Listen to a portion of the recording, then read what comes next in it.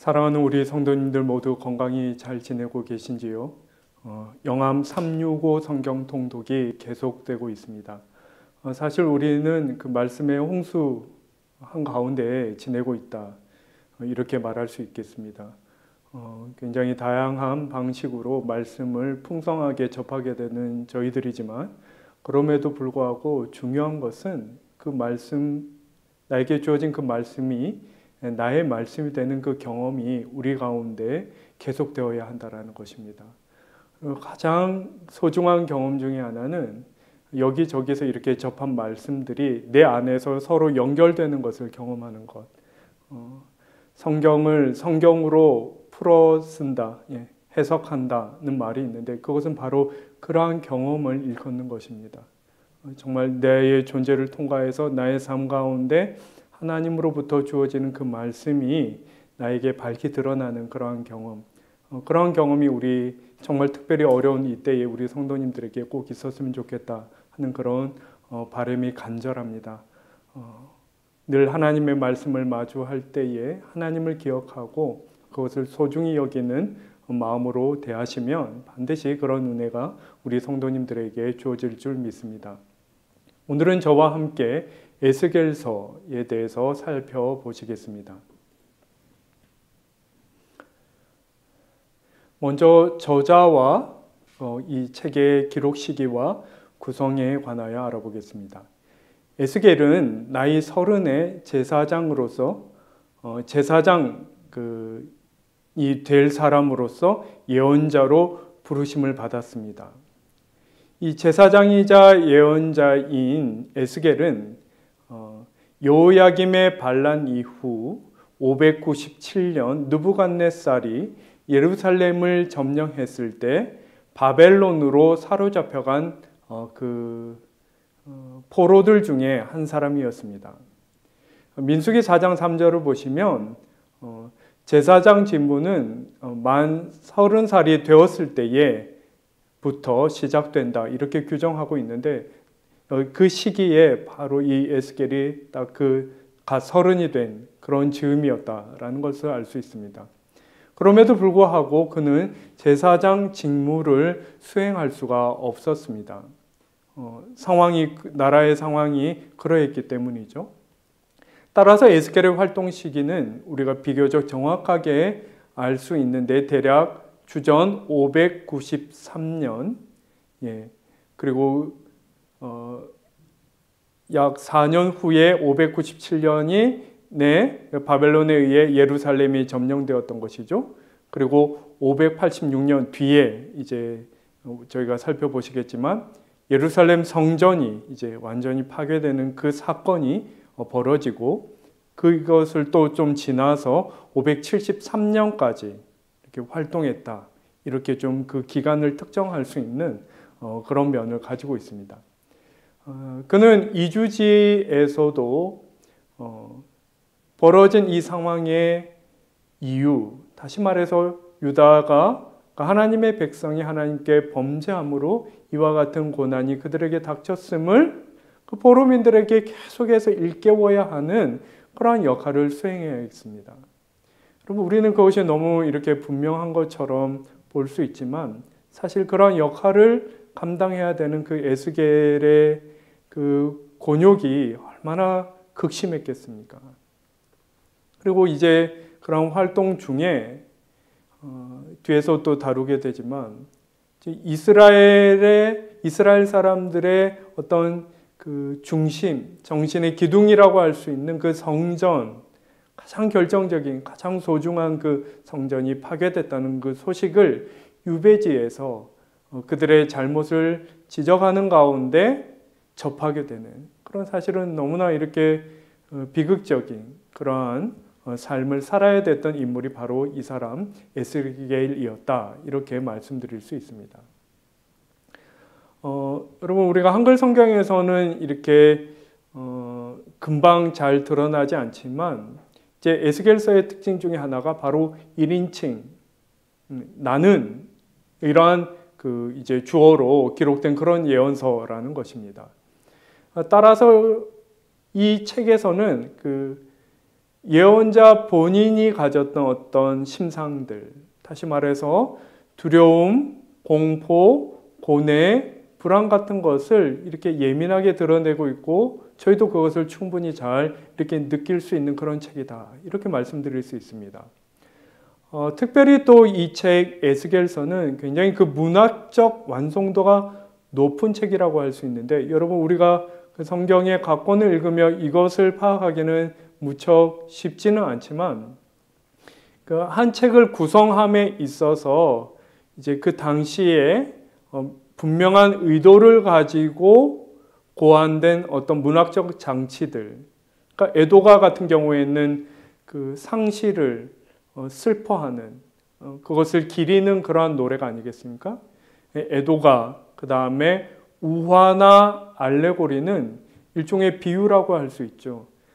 굉장히 중요하고 결정적인 어떤 깨달음을 위해서 이렇게 다른 이야기 혹은 다른 그 상징적인 단어를 사용함으로 그것을 더 이렇게 깊이 깨달을 수 있도록 이끄는 것, 그런 것이 이제 우화와 알레고리이겠죠. 환상이란 것은 신비로운 것, 우리의 이해를 넘어서는 무엇을 우리에게 이렇게 그 깨달음으로 직관적으로 드러내는 것, 그것이 이제 환상이지요.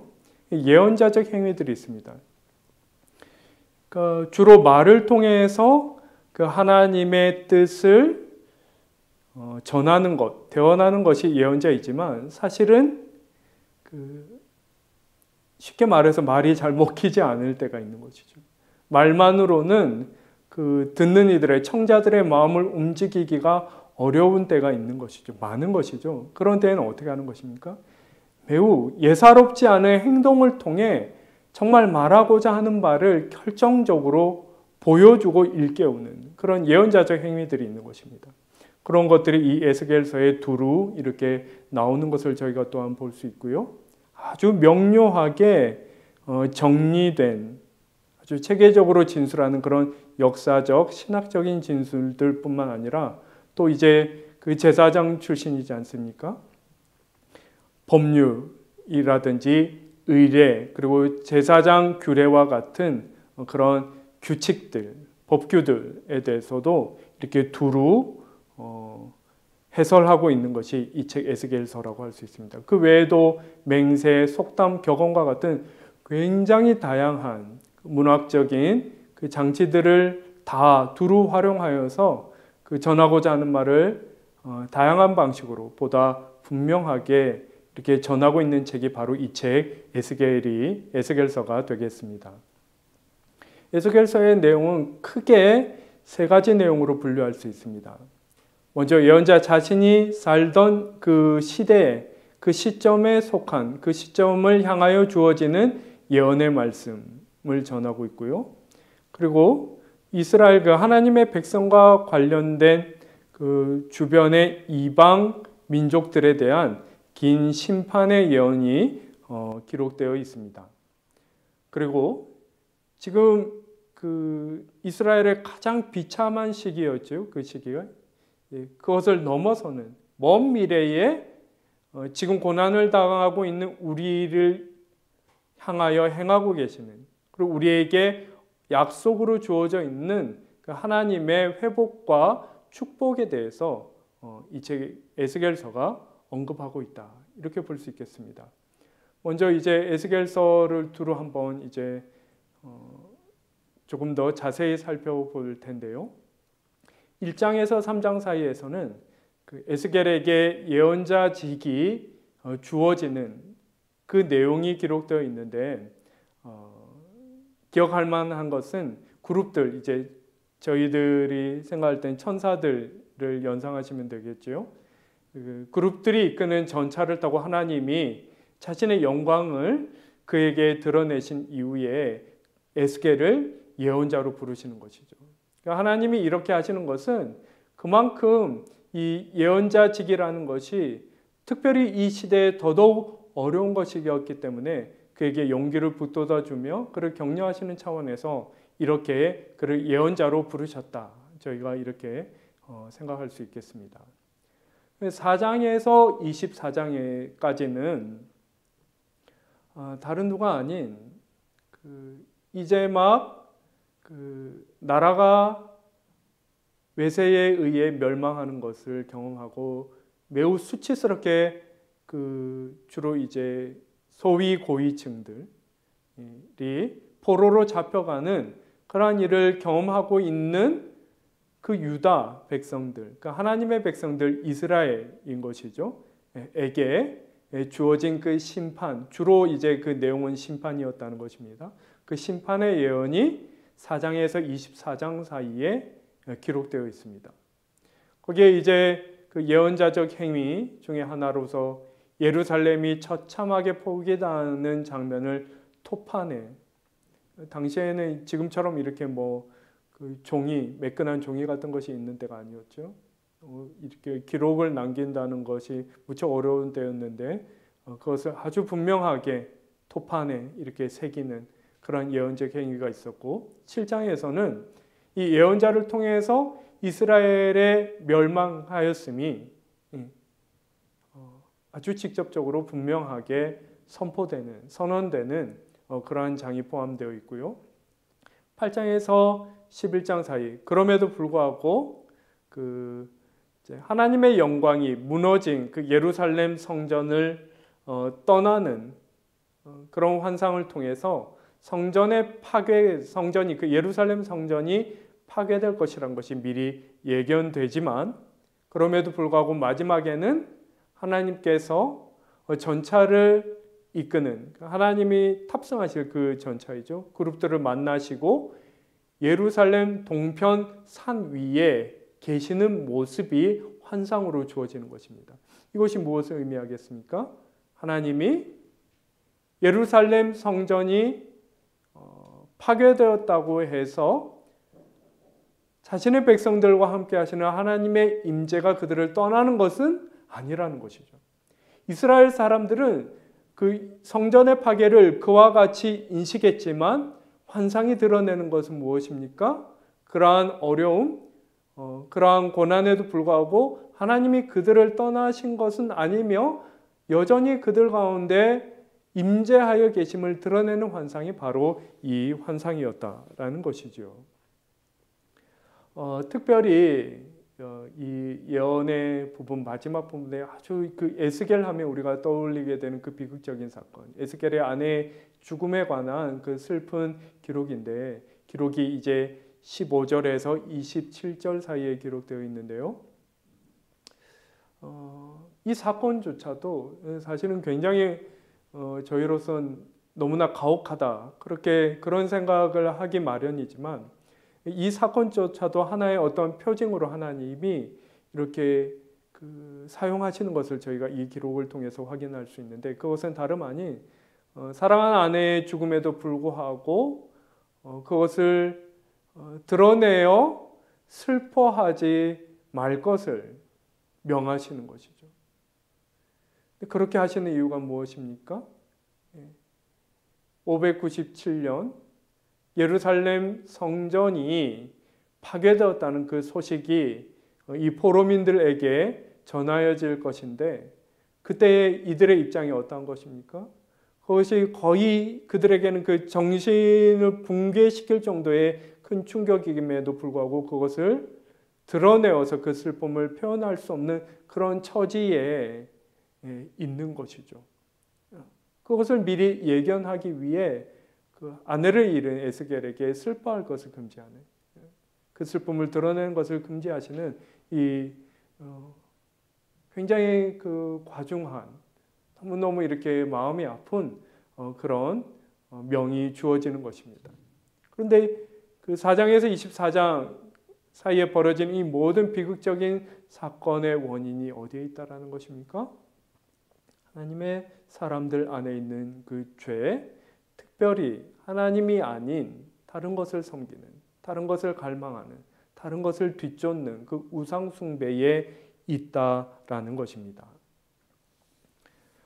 그리고 이 두 번째 내용에 해당하는 것이지요. 25장에서 32장 사이에는 이방 민족들을 향한 심판 예언이 기록되어 있습니다. 에스겔의 신탁, 그러니까 그 그 운명을 미리 이렇게 예견하고 그것을 드러내는 것이죠.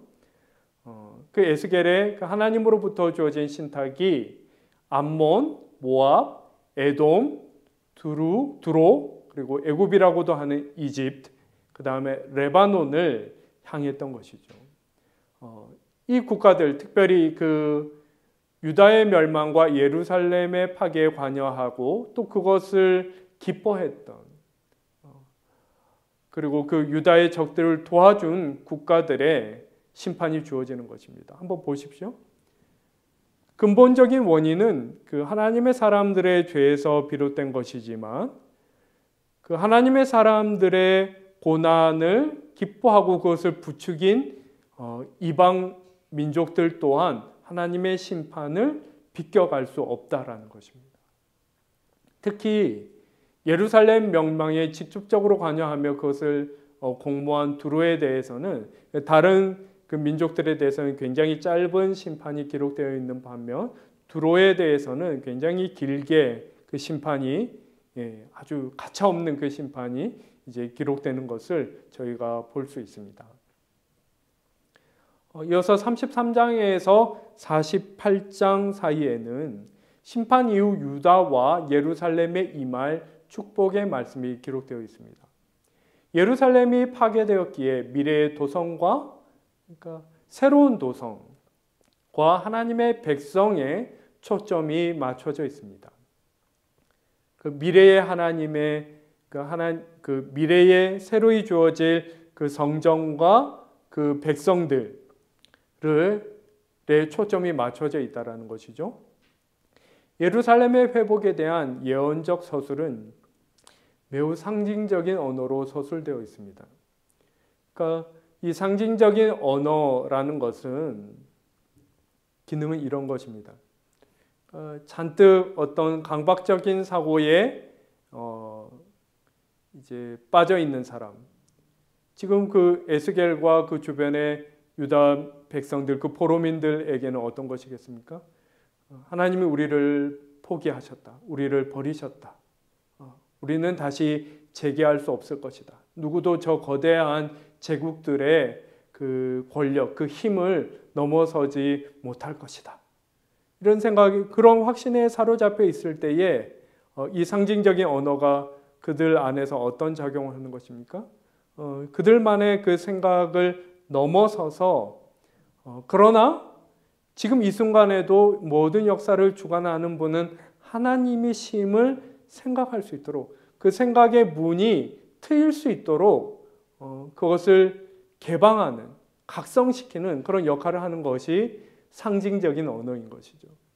그런데 이 상징적인 언어를 우리가 해석할 때에 주의할 것이 있는데 함부로 임의로 자의적으로 해석해서는 안 된다라는 것입니다.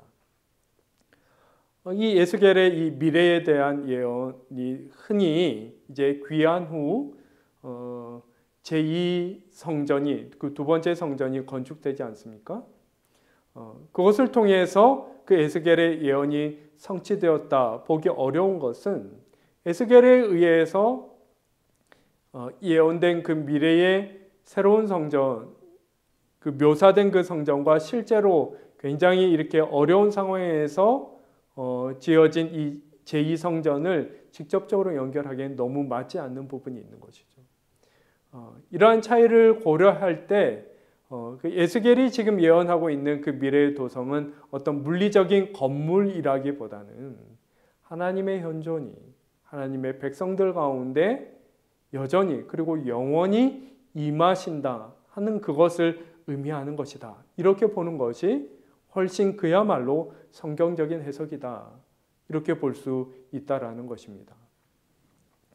에스겔서의 주제를 몇 개로 나눠서 이제 좀 살펴봐야 하겠습니다. 사실 그 포로민의 심정은 에스겔서뿐만 아니라 또 예레미야 애가 같은 책, 또 몇몇 시편에 잘 반영되어 있는데요. 저희가 에스겔서를 읽을 때에 가장 먼저 고려해야 될 것은 이 포로민들의 그 마음, 그 심정이라고 할 수 있겠습니다. 이 시편 42편 3절에서 4절 말씀이 이들의 심정을 너무나 잘 이렇게 보여주고 있는데요.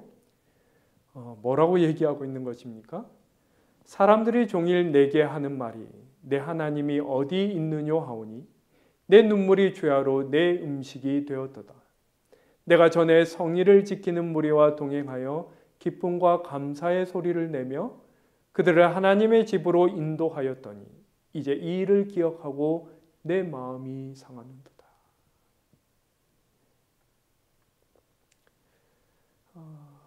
눈물을 밥 먹듯 하는 내내 이렇게 그 상실을 뼈저리게 실감하며 슬퍼할 수밖에 없는 그 심정, 그리고 옛적 너무나 자유로이 그리고 마음을 바쳐서 그 성전에서 하나님께 예배드렸던, 그러나 더 이상 그것이 허락되지 않는 이 현실, 그리고 옛 추억 사이의 그 괴리에서 너무나 이렇게 괴로워할 수밖에 없는 그 심정을 잘 묘사하고 있다라고 할 수 있겠지요. 하나님의 선택받은 이스라엘의 나라가 우상을 섬기는 이방인에 의해 멸망당했다는 것, 그리고 그들이 포로가 되어 이방 땅으로 유배되어 있다는 사실은 그들에게 감당하기 어려운 수치심과 절망을 가져다 주었을 것입니다. 또 특별히 이렇게 유배되었다는 것은 그들에게 아주 분명한 어떤 의미를 가졌는데, 그것은 선조 아브라함으로부터 시작된 언약의 핵심이 바로 이제 그 땅, 약속의 땅이라고 하지 않습니까? 땅에 관한 것이었는데, 그 땅으로부터 지금 쫓겨나 있다라는 것은 그들이 곧 하나님으로부터 버림받았다는 것을 의미했다라는 것이죠. 그 포로민들의 가장 큰 고통은 굉장히 많은 어려움이 두루두루 그들의 마음을 상하게 했겠지만, 그들을 가장 괴롭히는 생각은 우리가 이제 하나님이 우리를 포기하셨고 하나님으로부터 우리는 버림받았다라는 바로 그 생각이었다라는 것입니다. 그 생각에 가득 들어찬 그 포로민들에게 이 에스겔의 예언의 말씀이, 이 책이 주어졌다라는 것, 그것을 염두에 두고 이 책을 읽어가셔야 하고요. 특별히 예루살렘 성전은 그들에게 하나님과의 만남의 장소로서 이스라엘 사회와 백성들의 정체성의 핵심이라고 할 수 있는데, 포로민으로서 뒤늦게 그 소식을 접하였던 것이죠. 그러한 소식은 곧 자신들의 뿌리가 뽑혀 나가는 것 같은 그런 심정을 그들에게 불러일으켰을 것이라는 거죠. 또한 득세하는 바벨론을 지켜만 봐야 하는 상황에서 어떤 마음의 회의가 들 수 있었겠습니까? 하나님이 과연 이 역사를 주관하고 계신가? 그렇다면 저 바벨론이 저렇게 계속 저렇게 득세할 수 있는가? 하는 그 깊은 영적 회의에 빠졌을 것을 저희가 생각할 수 있다는 것입니다. 두 번째로 에스겔서 36장 28절을 보시면 너희가 내 백성이 되고 나는 너희의 하나님이 되리라, 이런 말씀이 기록되어 있는데, 이것이 에스겔서의 문맥 안에서 어떤 의미를 갖는지, 이 에스겔은 그러한 이제 우리는 하나님으로부터 버림받았고 하나님의 과연 역사를 주관하시는가에조차 회의할 수밖에 없는 그러한 그 절망, 무기력에 빠진 그 포로민들에게 에스겔서는 본토에 남아있는 사람들뿐만 아니라 여러분 포로민들도 다시 하나님의 백성이 될 것이라는 사실을 분명하게 확인시켜 준다는 것이죠. 너희가 내 백성이 되고 나는 너희의 하나님이 되리라. 하나님께서는 그들을 바벨론으로부터 이끌어내셔서 새로운 출애굽을 이루실 것이며 백성들에게 새로운 마음을 심어주시고 약속의 땅과 예배드릴 성전 또한 회복시켜 주실 것을 예언하는 것이죠. 여러분, 이 예언의 말씀이 그 포로민들에게 얼마나 중요하고 의미 있고 결정적이고 소중하였을지를 저희가 생각하며 또한 같은 마음으로 이 에스겔서의 말씀을 받아야 한다라는 것이죠. 움직이는 보좌에 앉으시는 하나님의 환상. 여러분, 그 왕자라는 것은 가장 높은 곳에 고정되어 있는 그런 이제 자리가 아니겠습니까? 그런데 이 하나님의 그 왕자, 그 하나님의 보좌는 어떻다라는 것이죠? 고정되어 있는 것이 아니라 움직이는, 세계 위에 움직이는 그런 보좌, 그것이 환상으로 주어졌다는 것이죠. 그 환상에 대한 얘기를 들었을 때에 여러분, 그 포로민들이 가장 먼저 무엇을 떠올렸겠습니까? 하나님이 예루살렘 성전 위에만 계시고 실제로 그 시온 사상이라는 것이 그런 것이었거든요. 그들에게 그 예루살렘 성전이 그렇게 중요한 것은 그것이 그 성전이 곧 수직으로 올라가면 하나님이 계신 자리를 가리키는 그 좌표와 같다, 이런 생각을 가지고 있었는데, 이 움직이는 보좌의 환상이 그러한 생각을 깨고 무엇을 새롭게 깨우치는 것입니까? 하나님이 예루살렘 성전 위에만 계신 것이 아니라 이미 무너진 그곳에만 계신 것이 아니라 수치스럽게 고통을 감내하고 있는 이 유배지의 우리에게로 찾아오신다. 그 보좌를 움직여 우리에게 찾아오신다. 그리고 우리 하나님은 결코 특정 장소에 제한되는 분이 아니라 우리가 어떤 처지, 어떤 자리에 있든지 언제든 진실한 마음으로 그분을 찾을 때 새로이 만날 수 있는 하나님이시다 하는 것을 에스겔서가 그 포로민들에게 일깨우고 확신시키고 확인시키고 있는 것을 저희가 볼 수 있다라는 것입니다. 여러분, 에스겔서를 읽어가시며 이 말씀, 이 몇 번 나오는지 한번 헤아려 보시는 것도 굉장히 좋겠다 하는 생각이 드는데요. 내가 주 여호와인 줄을 알게 될 것이다. 너희가 어떤 상황 가운데 있든지 어떤 일을 겪든지 결론적으로 무엇이 가장 밝히 최종적으로 드러난다는 것입니까? 내가 하나님 여호와인 것을 너희가 알게 될 것이다. 하나님께서 과연 역사를 주관하시는가? 그것에 대하여 깊이 회의에 들 수밖에 없는 그런 상황 가운데 있었던 이스라엘이었지만, 하나님께서 역사의 모든 사건에 개입하고 계시는가에 대해서 에스겔은 다음과 같이 분명히 말합니다. 예루살렘이 무너지고 하나님의 성전이 불타고 하나님의 백성들이 포로로 사로잡혀 오는 그런 일이 벌어진다 할지라도 그 모든 일의 배후에 하나님이 계시며 하나님께서 그렇게 하신 데에는 그럴 만한 까닭이 있음을 깊이 인정하고 겸손히 받아들일 수 있어야 한다는 것이죠. 그것은 무엇입니까? 그냥 저기 메소포타미아에서 큰 제국이 하나 생겨나서 그 영토를 확장하는 가운데 주요 요충지인 이 팔레스타인 지역까지 이렇게 멸망을 당하는 그런 사건이 그냥 역사 안에서 우연히 벌어지는 그런 일이 그런 것이 아니라 하나님의 백성들의 죄를 분명하게 드러내고 좀처럼 돌이킬 줄 모르는 그들을 심판을 통하여 다시금 깨우치며 정화하시며 회복하시는 하나님의 일이 지금 이루어지고 있는 것이다 하는 것을 먼저는 알아야 하는 것이죠. 또 동시에 무엇을 반드시 기억해야 합니까?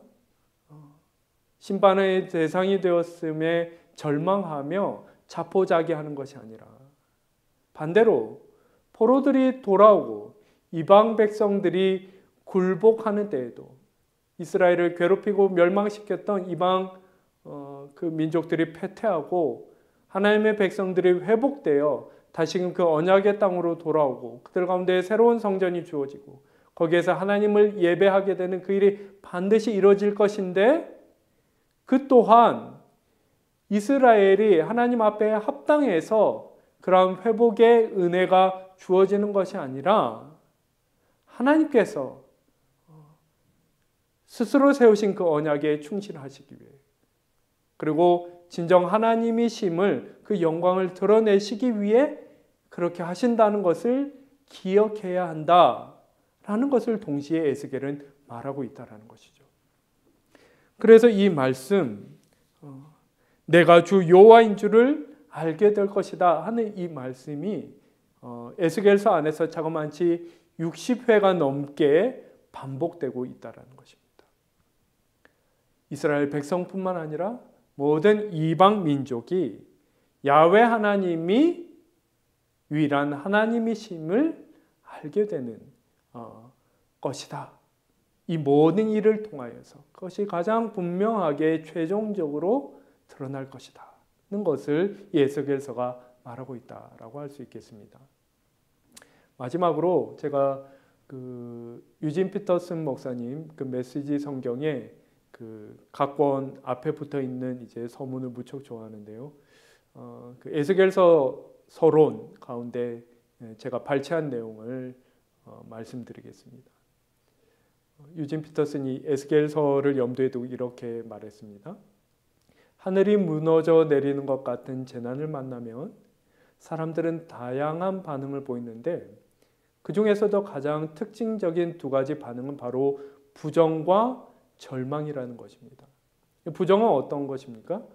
닥쳐온 재난을 똑바로 쳐다보지 못하는 것이죠. 감당하지 못해서.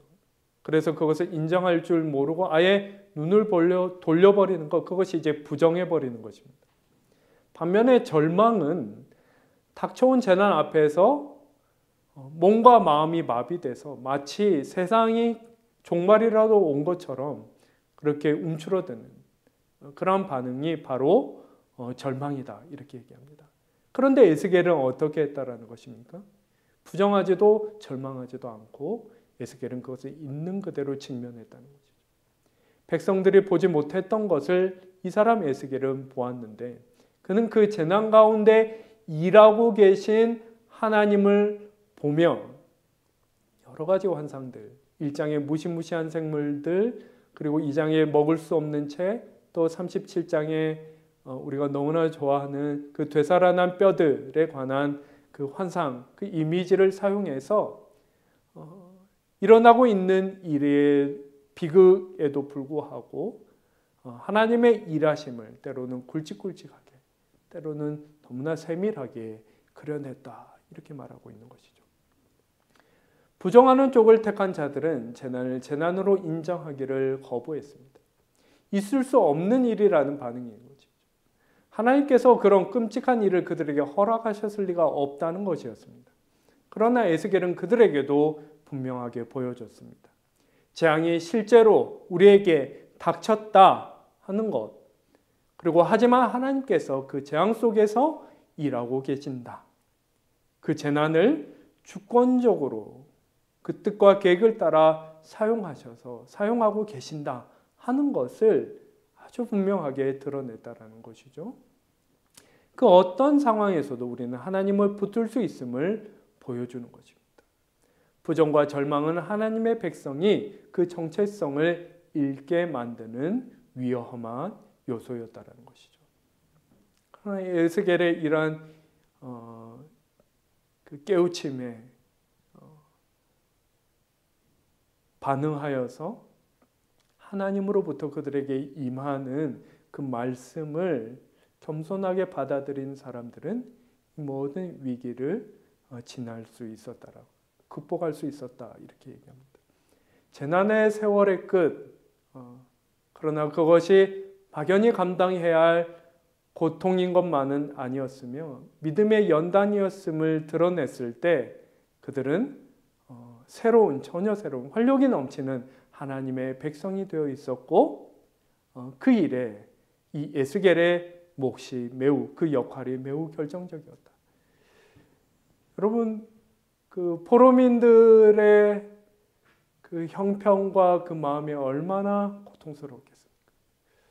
그들에게 이 고통의, 이 고난의 원인이 바로 우리 안에 죄에 있음을 끊임없이 고발하며 그것을 드러내며, 그러나 그럼에도 불구하고 그 모든 절망에도 불구하고 우리 안에 하나님이 여전히 우리와 함께 하시며 이 모든 일을 주관하시고 우리에게 거룩한 언약을 맺으시고 우리를 끝까지 인도하여 주실 것이다. 그 소망을 놓지 마라. 그것을 끊임없이 일깨워야 했던 그 에스겔의 그 고난, 그 어려움이 또한 얼마나 컸겠습니까? 그러나 우리가 미처 다 알지도 못하는 사이에 우리 안에서 그 고난 한가운데서 일하시는 하나님이 우리를 새롭게 하나님 앞에 더욱 성숙한 자들로 세워가시는 그 일이 이미 진행형이었다라는 것을 우리가 이 에스겔서를 통해서 알 수 있는 것이죠. 여러분, 특별히 우리도 어떤 면에서 재난적 상황 한가운데 있다라고 할 수 있지 않겠습니까? 정말 이 상황 가운데 우리 교우들 또한 예외 없이 자신의 몫을 오롯이 감당하고 계시다는 것 제가 거듭거듭 확인하고 있습니다. 여러분, 그러나 이 상황에도 불구하고 우리의 반응이 부정이나 절망이 되어서는 안 된다는 것이죠. 결단코 하나님 우리와 함께하고 계시고 우리가 지금은 다 헤아릴 수 없지만 그 선하신 뜻과 계획을 따라 이 모든 것을 주관하고 계심을, 하나님은 우리를 놓치지 아니하시고 반드시 가장 선한 곳으로 인도하여 주실 것임을 우리가 굳게 붙들어야 함을 이 책 에스겔서를 통해서 우리가 다시 한번 마음에 새겼으면 좋겠습니다. 에스겔서 11장 16절에서 20절의 말씀, 유진 피터슨의 의역을 통해 제가 읽고 오늘 해설을 마치도록 하겠습니다. 너희를 향한 주 하나님의 메시지다. 그렇다. 나는 너희를 먼 나라로 쫓았고 이국 땅으로 흩어버렸다. 그러면서도 너희가 있는 곳에서 너희를 위한 성소를 마련해 주었다. 장차 나는 너희가 흩어져 살고 있는 나라와 땅에서 너희를 다시 이끌어내어 모으고 이스라엘 땅을 너희에게 되돌려 줄 것이다. 너희는 집에 돌아와 혐오스러운 신상과 역겨운 우상들을 모두 내다버릴 것이다. 진정한 영적 갱신이 이루어질 것이라는 말씀이죠. 내가 너희에게 새로운 마음을 줄 것이다. 너희 안에 새 영을 불어넣을 것이다. 그때의 돌 같은 너희의 심장을 도려내고 붉은 피가 도는 튼튼한 심장을 너희에게 새로 이식해 줄 것이다. 그러면 너희는 나의 율례를 따르고 거룩한 마음을 다하여서 나의 명령을 따르며 사는 진정한 하나님의 백성이 될 것이다. 너희는 나의 백성이 되고 나는 너희의 하나님이 될 것이다. 모든 고난 가운데서도 이러한 부르심에 이러한 은총이 저와 여러분에게 더욱 풍성하기를 간절히 소망합니다. 감사합니다.